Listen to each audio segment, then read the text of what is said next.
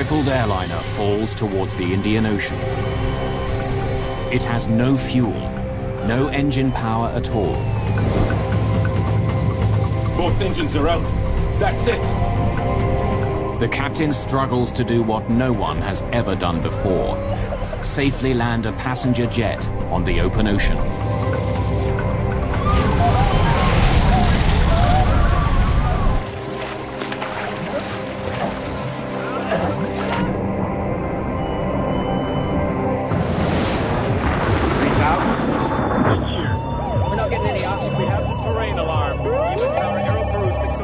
We are in an emergency.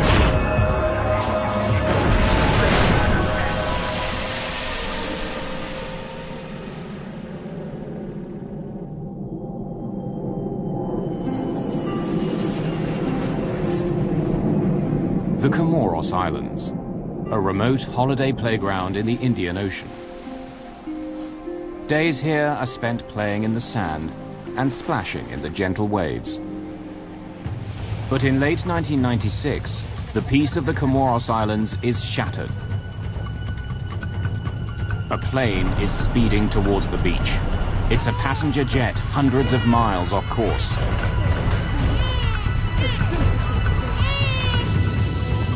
There has been no explosion, no mechanical failure, yet the jet is falling out of the sky towards the ocean.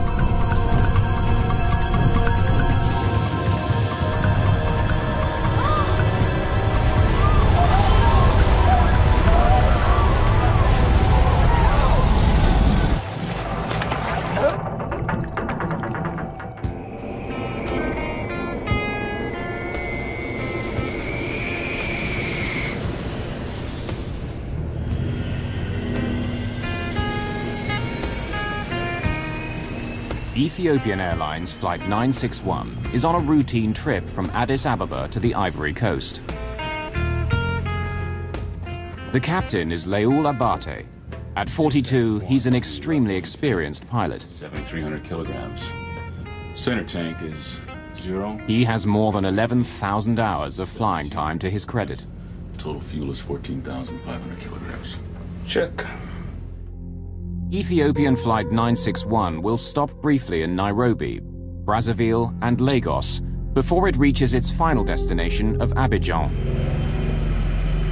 The plane has just enough fuel for the first leg of the trip. It will get more in Nairobi. Less fuel on board makes the plane lighter, increasing efficiency. Switches are off. Captain Abate and his co-pilot, Jonas Makuria, expect their day's work will be over in about 12 hours when they land in the Ivory Coast. All clear.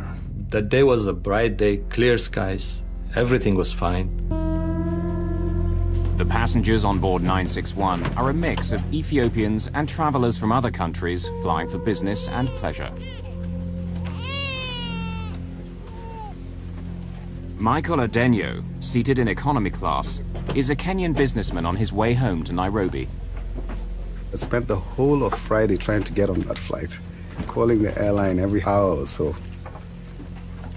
I remember Friday night, about 11 o'clock, I called them again and they said, look, just come to the airport, we'll see if we can find a seat for you. So I sometimes feel I put myself on that aircraft. Near the front of the plane, American Frank Pancho Huddle is also getting settled in. He's the United States Consul General in Bombay. My wife, Palm, and myself decided to take a trip to Africa and go on safari. I wanted a daytime flight because it was safer. So I picked Ethiopian Airlines, which had a good reputation. It was one of the 2 carriers in all of Africa that was FAA certified. A few rows ahead of them is Mo Amin, a legendary news cameraman and journalist. He's a well-known personality, especially in Ethiopia. In 1984, Amin captured images which shocked the world. His pictures of the Ethiopian famine prompted an outpouring of aid, which helped pull Ethiopia back from the brink of starvation. Mo Amin was, I think, the most famous news cameraman of his time, and also one of the strangest of characters. Amin is known for never backing down in a fight. He has stuck his nose and his camera into conflict across Africa. While filming in Ethiopia, he had even lost an arm in a bomb blast. Today, he's returning home to Nairobi after a brief business trip.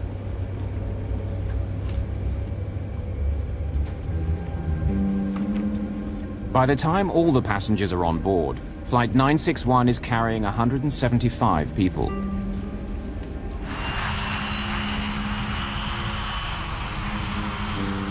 Not only is Captain Abate used to this route, but he's also very comfortable with this aircraft.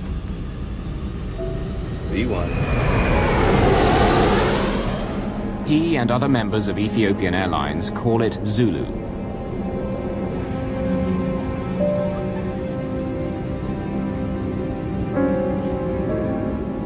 As the plane climbs into the sky, 3 Ethiopian men have settled into their seats. All are in their mid-20s. The plane is bound for Nairobi, but it's not where these passengers are planning to go.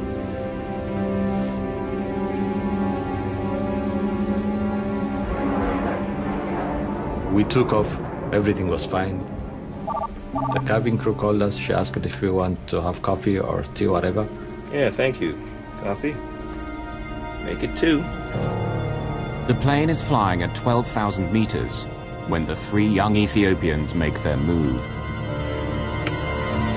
And I heard a noise at the back, somebody shouting, and when I looked back, he was running up towards the front, pushing the air hostesses away.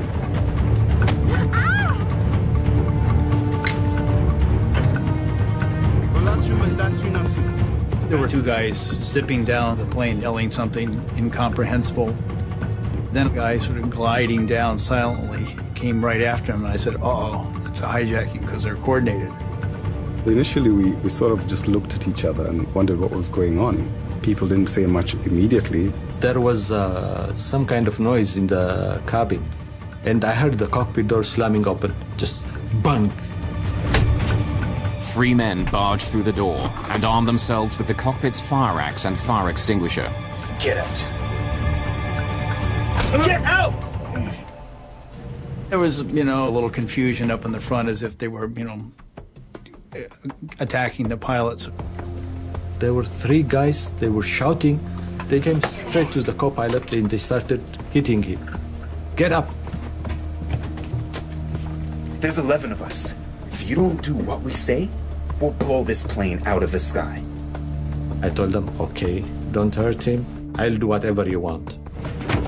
Passengers near the front of the plane are concerned, but have no idea what's going on. Captain Leol Abate is facing the hijackers alone. Unlike most pilots, though, Abate has some experience in a situation like this. He has been hijacked twice before. The first hijack was a local flight, and then 2 hijackers who had a hand grenade came into the cockpit, and they forced her to fly to Nairobi. Abate's second hijacking was just a few years later when he was piloting a 737. The hijackers again held the hostess hostage, and they came into the cockpit. They told me it was hijacked, and they went to fly to Sweden. No one had been hurt or killed in either of those incidents. In both cases, Captain Abate had landed safely. But the turbulent political situation in the region means hijacking is an unpleasant reality. From 1990 to 1996, 10 Ethiopian Airlines planes had been hijacked. This time, though, the hijackers make a very unusual request. Fly to Australia. What? Fly us to Australia. We don't have enough fuel to get to Australia. It's too far. We can go to Nairobi, or Zanzibar, or Dar es Salaam, and then refuel, and then go to Australia. In fact, the jet took off with just 3.5 hours worth of fuel. But the hijackers don't know that. They've been reading the in-flight magazine, which tells them the maximum flying time of a 767. 11 hours. It won't take more than 10 hours to get to Australia. We don't have 10 hours of fuel. It says 11 hours. We don't carry that much fuel. We only carry what we need. They thought I was bluffing. They were convinced that the airplane was able to fly to Australia. Abate is shocked. No one else on the plane knows what the hijackers are demanding. If he does what they say, his plane will crash in the ocean. If he doesn't, they say they'll blow it out of the sky. An Ethiopian Airlines jet has been hijacked in the skies above Africa. The hijackers want to be flown to Australia. It's a 10-hour flight, but the plane took off with just 3.5 hours of fuel. The passengers have no idea what the hijackers are demanding. Word spreads of the hijacking, but not of their destination. Flight attendants feed some of the children on board and keep working as best they can. We started to ask the stewards what was going on, and they indicated that there was a hijacking. Nervous and uncertain, passengers wait to see what happens next. It was as if nobody wanted to sort of rile the hijackers, because they hadn't slapped people around. It wasn't a sort of a Middle Eastern style where they shoot somebody in the head to make a point, or they were basically leaving the passengers alone, provided that we didn't do anything. And that was enough for us. There's so much fuel we have. If we had fuel for 11 hours, it would say 60,000 kilograms. But we don't carry that much fuel. We only carry what we need. The hijackers seem to think that Abate is bluffing. We have a bomb! Yes. If you don't do what we tell you to, we will blow this plane out of the sky. Abate knows he's trapped. If he fights the hijackers, they may blow up his plane. If he does what they want, he'll run out of fuel. My feeling tells me that it's not a real bomb, but there is no way that I can challenge that. One of them has a fire axe. That was good enough to do serious damage. You know, if I'm not alive, everybody's not alive. That's it. I want to talk to the passengers. After about half an hour, the hijackers came on the public address system, and they made an announcement that they have taken over the plane, and if anybody tried anything, they had one bomb and they were going to blow it up. The announcement is made in Amharic, French, and English. The policy at that time was we should follow the hijackers' instruction. That was before 9/11. And every action taken is to be taken on ground, not in flight. Pilots are trained to fly, not to fight. We were following sort of the standard script, as it were, for passengers, which was to stay out of it, keep quiet, keep cool, let them sort it out, get the plane on the ground. Some people said, oh, maybe we'll go to Sudan, land there, negotiate, and maybe they'll release us after that, or if not, move on to some other place. But it was all speculation. For years, Clint Van Zandt was the FBI's chief hostage negotiator. What made this hijacking so unique is that the pilot in command had been the victim of 2 previous hijackings. His success rate was 100%. He probably had a predisposition to, this will end like the other 2 did. I'll be able to get it on the ground, the authorities will deal with it. But Captain Abate knows this situation is different. Instead of another destination in Africa, the hijackers want to go to Australia. Abate knows that heading out into the open ocean could be a death sentence. Captain Abate decides to get help. I have to call air traffic control. Why? Because they will be asking why we are changing direction. Tell them you've been hijacked. And tell them where we are going. Addis area control. This is Ethiopian. Since the plane is still over Ethiopia, Abate contacts Addis Ababa area control. Addis, Ethiopian 961. There are passengers in the cockpit.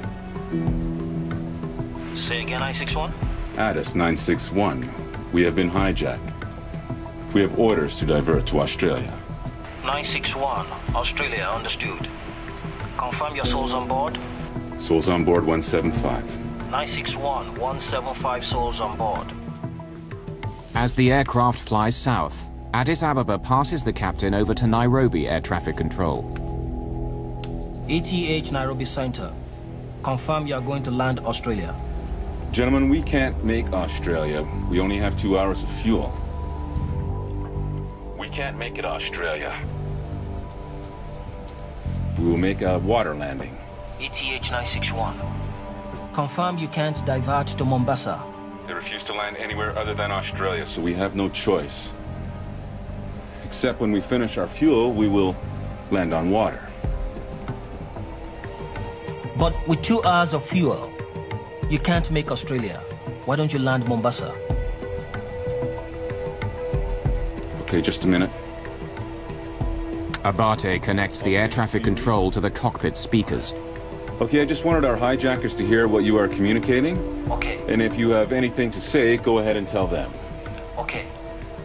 I am advising you that with 2 hours of fuel, you will be unable to reach your destination. And probably you would have to land on the water. The solution is for you to land in Mombasa. Go ahead.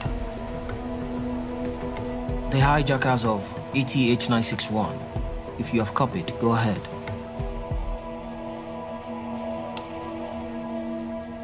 Waiting to talk, stand by.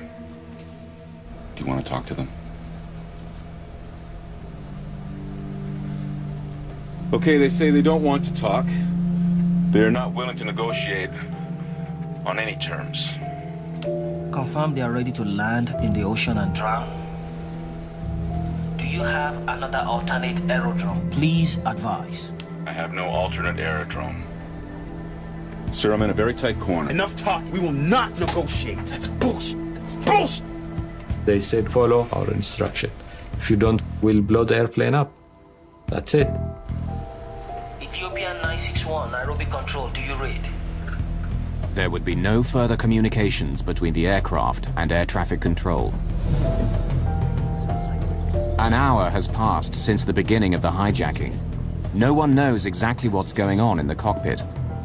For the rest of the passengers and crew, the flight has settled into an uneasy routine. There's a lot of time people were just whispering, and we were trying to figure out where we're going, where they're taking us, what's going to happen. And at least the people I was sitting next to, we thought that we would go from airport to airport, and there would be negotiations, and finally we would be released. We went generally south, and there was an eerie, edgy, nervous calm. Nobody's talking much, and people are in their own little individual worlds. With only a fraction of the fuel needed to get to Australia, Abate decides to defy the hijackers. Without their knowledge, he continues south instead of east towards Australia. I started following the African coastline because in case anything happens, we'll have a place to ditch or land safely, because most of the cities are by the coastline. But with a glance out of the window, the hijackers suddenly realize they've been tricked. I still see land. Turn the plane! Now Captain Abate has no choice. He turns his plane east over the open ocean.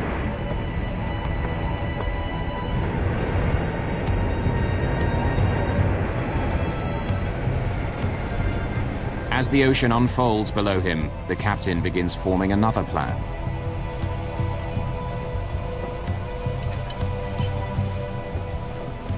I had no chart nearby because it was on the co-pilot side. So I had a small atlas. So I took out that atlas and I saw the Comoros Island. Nestled between the African continent and the island of Madagascar is their only hope, the Comoros Islands. A remote holiday playground in the Indian Ocean. I had no idea what that place was. I never heard of the word Comoros before. I just headed towards it. It was a guess. The Comoros Islands are his last chance to land safely. We just sat and sat for hours. I tried to read the newspaper but couldn't concentrate on it because I was nervous. I wondered how much extra fuel we had, because the rule of thumb is you have enough for the alternative airport, and they're supposed to have an extra 45 minutes of fuel beyond that. So roughly 3 hours or so of fuel they had to have. And so after we had flown 3 hours, I began to get nervous. Suddenly, an alarm breaks the tense silence in the cockpit. It's a warning that the plane has less than 30 minutes of fuel left. I need to tell the passengers. There's no need. You know what I'm going to tell them? It's out of my control. The aircraft is going to crash. You wanna die? We're going to die anyway. So, shall we kill you? No more talking. Don't worry. I have the axe.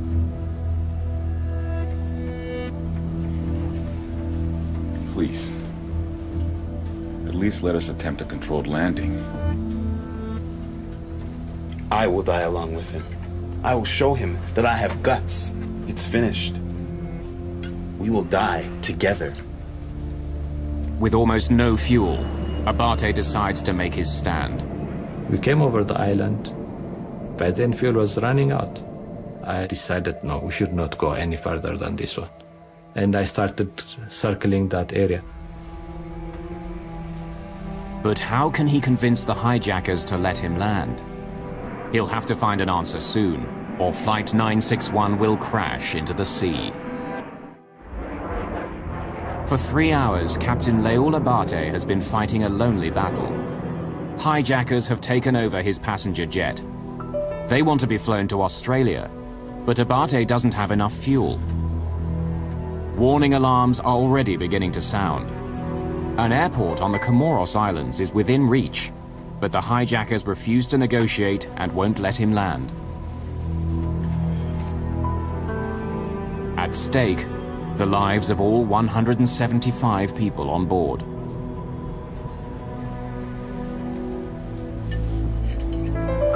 They took whiskey from the duty-free, and they wanted me to drink actually, but I refused.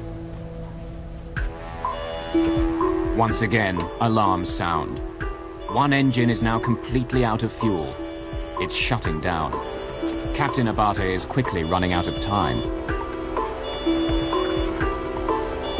With the airplane being at 39,000 feet in cruise flight, the airplane is not going to run out of gas with each engine simultaneously.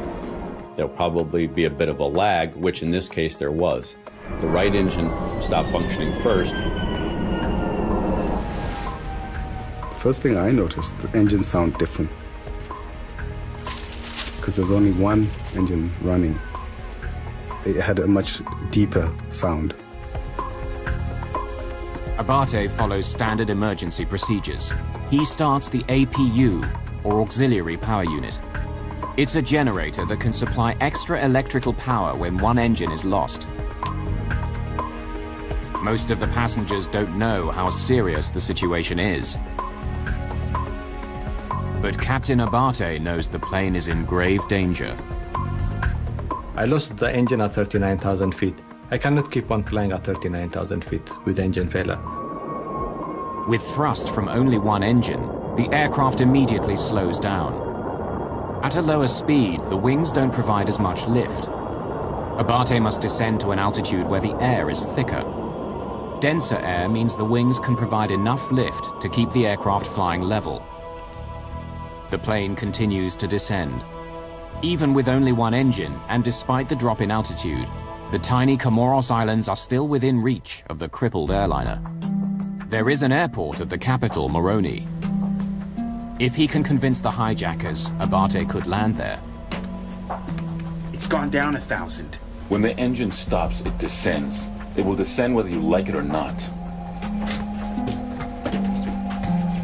Alone in the cockpit, Captain Abate takes a dangerous chance. He explains the situation to everyone on board. Ladies and gentlemen, this is your pilot. We have run out of fuel, and we are losing an engine at this time. We're going to make a crash landing. When the pilot came onto the public address system and said that he had no alternative but to crash land, that is when it actually dawned on us and we realized that this was a life and death situation. Captain Abate also makes a desperate call for help. We have already lost one of the engines. He wants the passengers to overpower the hijackers so he can land the plane. I ask all passengers to react to the hijackers. Thank you. Captain Abate knows the call for help is a huge risk. Even though I was expecting some kind of movement in the cabin, But I had to do my job. I was doing what I had to do. You know, keep the airplane in control, fly it. While Captain Abate waits for action, the passengers are more confused than ever. He said, react against the hijackers, which is an odd phraseology. Nobody reacted. I think part of it was the way he said it. It was not sort of a normal way in English that you would ask someone to take on the hijackers. But he also was trying to do it enough so they wouldn't notice what he was saying. At least one of the passengers does understand. As a news cameraman, Mo Amin has never shied away from a challenge. Amin makes his way to the economy section in the rear of the plane. Here is a man who had spent 20 or 30 years in some of the most difficult and dangerous war zones of the world, who'd been beaten up, who'd been shot at, who'd been jailed. He was a kind of alpha male, if you know what I mean. He could talk anybody into anything. He made it like he was going to the bathroom, and then he came back and he started talking to people who were 3 or 4 seats ahead of me. And from his gestures and actions, he was trying to get us to stand up against the hijackers. With your help, we can take them. There's only 3 of them. Come on. Come on. Not knowing what would happen, not knowing what these people were capable of doing. And, of course, the fact that they had indicated that they would blow up the plane if anybody tried anything. Always, always have to measure, am I going to make the situation better or am I going to make it worse? Who's ready to take the chance that your precipitous action against the hijacker might not cause him to set that explosive device off and take the life of everybody on board the plane? In the end, the passengers choose not to act.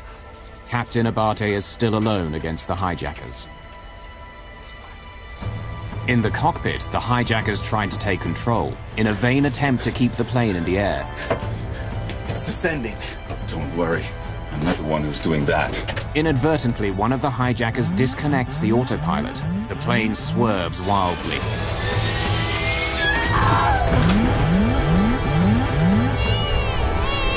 Don't move. Listen. I am not applying any motion.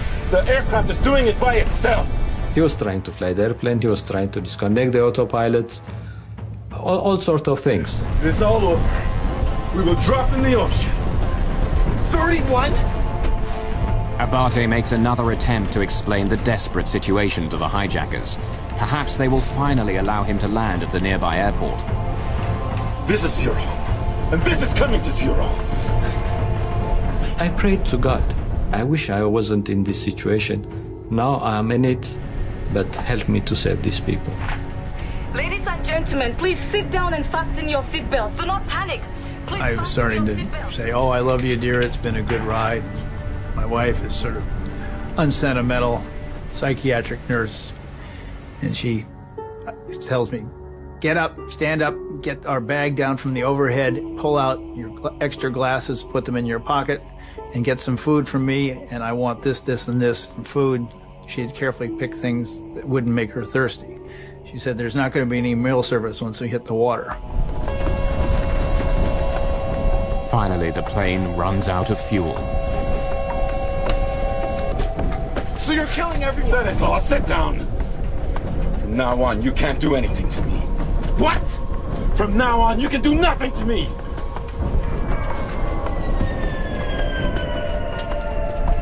The other engine stopped, and it sort of went quiet. Then it started to get hot within the cabin. The light started to flicker, and gradually it went out. That's it. Both engines are out. That's it. Is this what you wanted? This $40 million aircraft has become a 100-ton glider. The plane is out of fuel, and Abate is out of options. A crash landing in the sea is all but inevitable. Both engines are out. That's it. Is this what you wanted? Almost 4 hours after takeoff, Ethiopian Airlines Flight 961 has finally run out of fuel. Hijackers have taken over the plane and have forced the captain to fly over the ocean.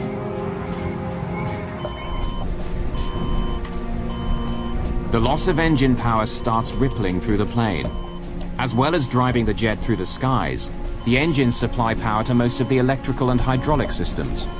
Without the engines, the computer screens, automatic pilot, and many other functions of the plane stop working. Although the engines are now useless, a low-tech backup system allows the pilot to retain some control. The ram air turbine, or RAT, is the last line of defense when all the engines fail. A small trapdoor automatically opens, and the turbine, a small propeller, pops out. The rushing air turns the propeller like a windmill, generating just enough electrical power for basic flight instruments and controls, including airspeed. Since it was power off, that means there was no electrical or hydraulic power. The controls were heavy. The turbine doesn't provide enough power for Abate to operate the flaps, which would help slow the plane down for landing. Wherever he lands, Captain Abate will have to do so at a dangerously high speed. Power of landing is the power of ditching. Nobody's trained in the world. Flying over the water, you need accurate instruments. I didn't have any of the instruments. Without engines, a large passenger jet can glide 18.5 kilometers for every 1,000 meters of altitude it loses. At 6,400 meters, the Ethiopian Airlines plane can travel for nearly 120 kilometers before it hits the ground. One of the things that the captain's got to worry about now is with both engines shut down, the airplane's going to go down. It's just a matter of where, and that's going to be controlled by the pilot flying. It's an extremely dangerous situation few pilots in the world have ever faced. In 1983, another 767 pilot found himself in a similar predicament. Air Canada Flight 143 ran out of fuel and landed on an abandoned Air Force base, sustaining only minor damage. In the right circumstances, a safe landing without power is possible. Captain Abate hopes to land at the airport in the Comoros Islands, but struggling against the hijackers on the final turn, he loses his bearings and cannot visually locate the runway. I was within the vicinity of the airport, so I was keeping the airport in my sight all the time. Then through the struggle, I lost my position. I lost where I was. In the critical seconds it takes to find the airport again, he loses too much altitude and doesn't know if he can make it to a runway. A water landing is now his only option. He knew that he was going to have to ditch the airplane. He was going to have to put the airplane down in the water. How he was going to do that was now a different plan because he'd never been trained to do that, not with two engines out. Landing on the ocean is even more dangerous than bringing a plane down on the ground. If you were trying to crash land on the ground, the airplane would have a surface to slide across. That surface does not exist when you're ditching the airplane in water. The airplane is going to touch down on the water, and then at some point it's going to dig in to that water. When that happens, the airplane's going to try to stop instantly. In trying to bring his plane down safely, Abate faces unique challenges. Planes such as the DC-9 have flat bottoms which would skim the surface of the ocean on landing, slowing down more smoothly. But the engines on Abate's 767 hang below the body. They could act as enormous scoops, grabbing hold of the water as the rest of the plane plows ahead. The force will tear the jet apart. It was getting hotter and hotter, so we started to sweat because I guess the air conditioning system was not working since there was no power. And that's when people started to scream, started to panic, looking for life jackets, praying to Jesus, praying to Allah. Some ladies were asking people to go and plead with the hijackers not realizing that it wouldn't make any difference at this particular time. We didn't have any fuel, and that was it. We're going down, but I guess at that time, you know, your hope is all you have. Descending fairly rapidly. The plane is lurching wildly a couple of times. They're fighting up in the cockpit for the controls. It's my responsibility.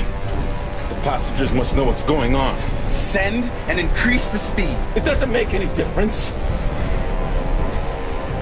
Please. All the same, we're going to die.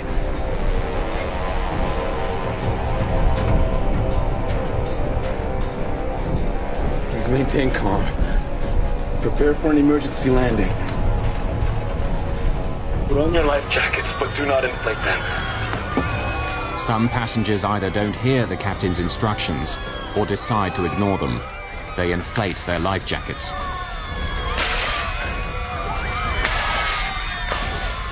I heard a pop, pop, pop, pop, pop, pop, pop back in the tourist class. And everybody panicked and inflated their life jackets. I actually got up on my seat and told people, don't inflate your life jackets inside the plane. At the front of the plane, Mo Amin tries a last-ditch attempt to negotiate with the hijackers. No! Sit down! Mo had a desire to dominate every situation he was in. In a situation like that, it would be Mo talking to the hijackers. He would be negotiating with the hijackers. He would be, I'm sure, trying to get the other passengers to face these guys down. But Amin's efforts have no effect. The hijackers are determined to let the aircraft crash. Then, for the first time since the hijacking began, Captain Abate gets some help.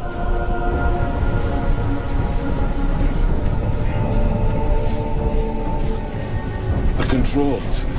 I need help. They're too heavy. We told them, guys, now we are on the last point. You should sit down and fasten your seatbelts. They refused. I never thought I would reach in my lifetime. I never thought I would lose 2 engines and ditch in the middle of an ocean. I never thought anything would like that happen in my life. Last few seconds, I remember looking out both sides of the window. I could see water. And then I took the crash landing position. All these things go through your mind. I guess having been brought up in a Christian family, I said my last prayers. I said, well, if there is heaven, I hope I get out on the right side of things. Outside in the window, you could see land at the last minute. And we realized that we were, for the first time, that we were near land, but over water. I used to love that airplane. We used to call it Zulu. In my heart, I was talking to it. So I said, Zulu, you can make it. Now you should be able to make it. I know you'll make it. You know, I was talking to it. On the beach, tourists are stunned. The horror of the crash is captured on one of their video cameras.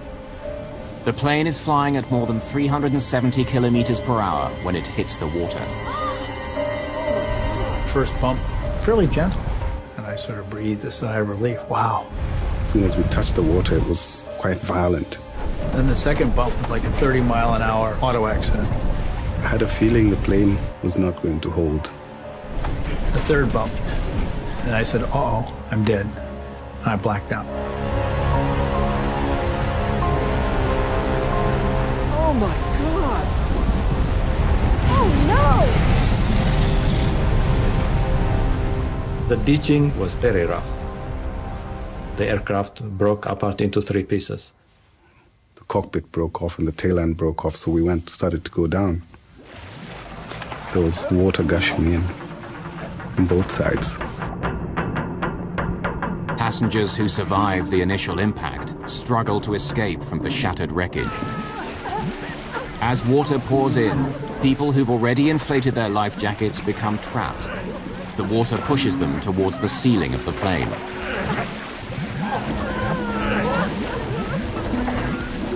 In that kind of panic, people do all sorts of things that maybe are not rational.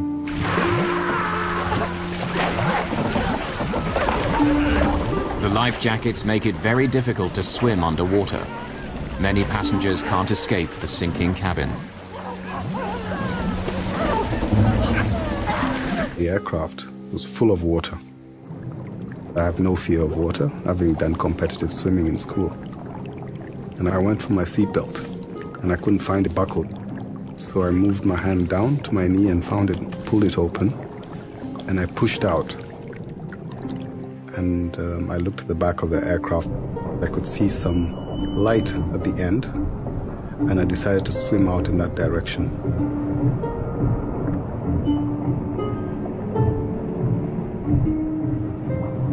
As I swam out, one of the passengers trying to get out of the seat grabbed my leg.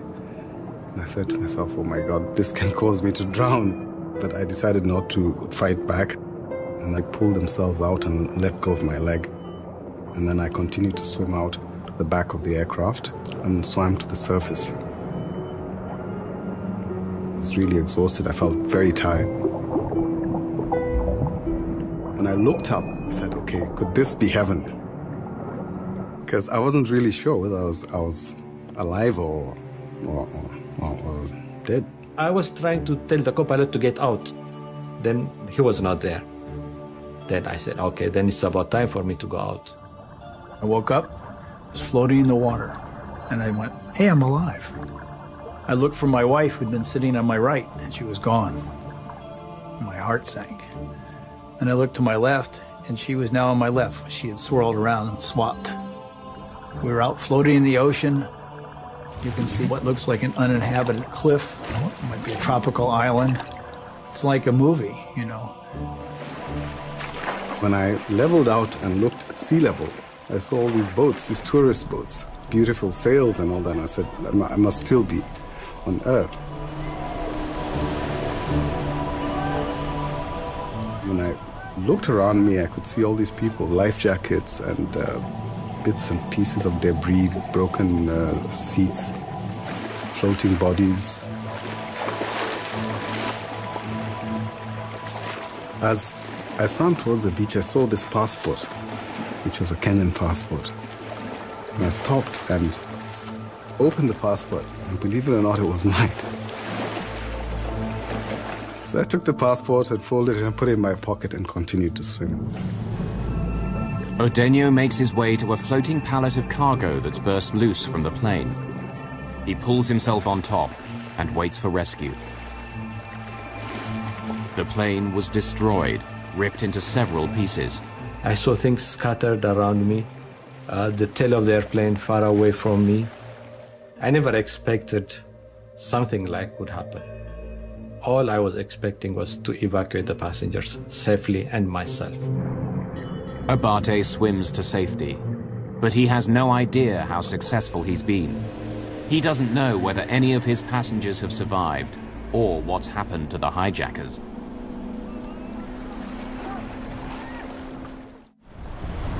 After a 4-hour struggle with hijackers, Captain Leul Abate crash lands his passenger jet in the Indian Ocean near the Comoros Islands.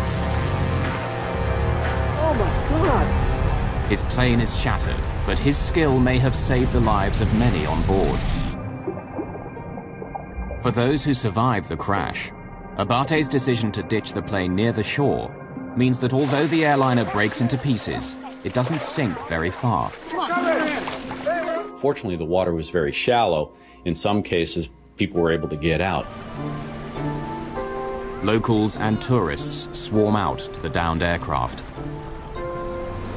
A group of scuba divers, who narrowly missed being hit by the aircraft, help with the rescue effort.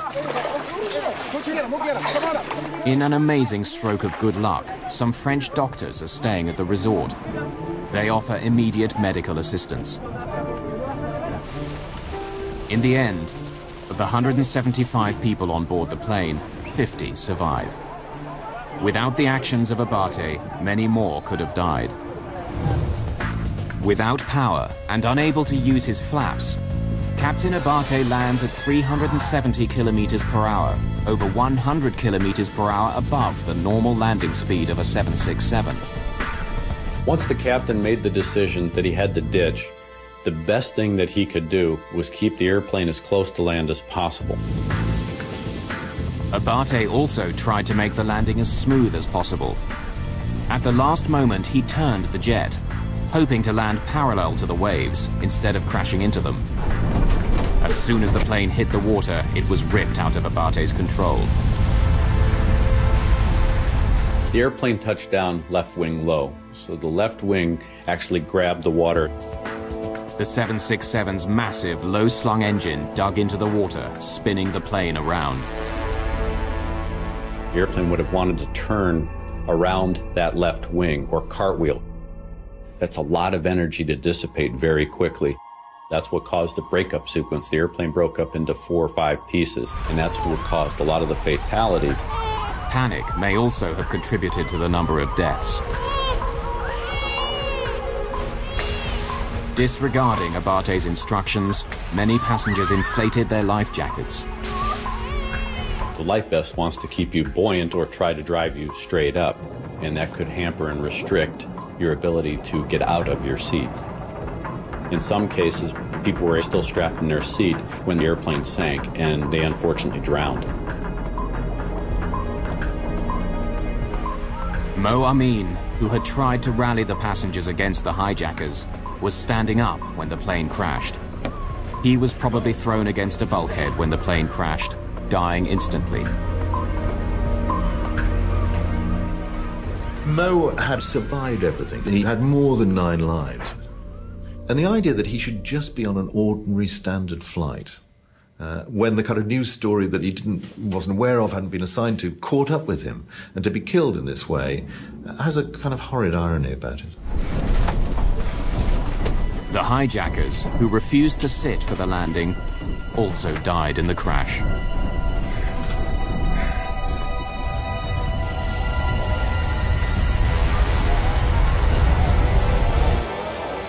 In the days after the disaster, other pieces of the puzzle became clearer. Despite claims by the hijackers that there were 11 of them, in fact, there were only 3. But who were these desperate men, and what were their motives? They were imprisoned, thrown in jail, persecuted and tortured by the government. They didn't specify which government, at least to the best of my understanding, and that they had escaped from jail and that they were going to make history. They said they have friends in Australia and they want to get united with them. They wanted to go into a second country where they get the refugee status and have a better living. Before 9/11, it was remarkably easy for hijackers to gain access to pilots. If you don't do what we say, we'll blow this plane out of the sky. Despite numerous hijackings over the previous 2 decades, most airlines made no attempt to secure the cockpit. Do you want to die? We're gonna die anyway. So, shall we kill you? The hijackers of Flight 961 were never linked to any terrorist group or political organization. Whatever their reasons, their crime demonstrated the great danger posed by a hijacker who places no value on his own life. We will die together. For years, there were people in security saying we have to strengthen that cockpit door. We have to be able to exclude anyone from coming through that door and getting control of that aircraft, whatever the reason. Whether the airlines didn't want to spend the money, they didn't see it as a threat. It didn't happen. After 9/11, every aircraft now has done that carries passengers, that has that capability of being hijacked.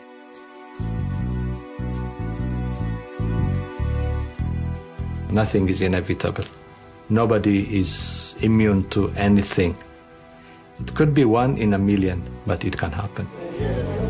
Both Captain Leul Abate and his co-pilot, Jonas Mercuria, received many tributes for their actions on Flight 961, including a Flight Safety Foundation award.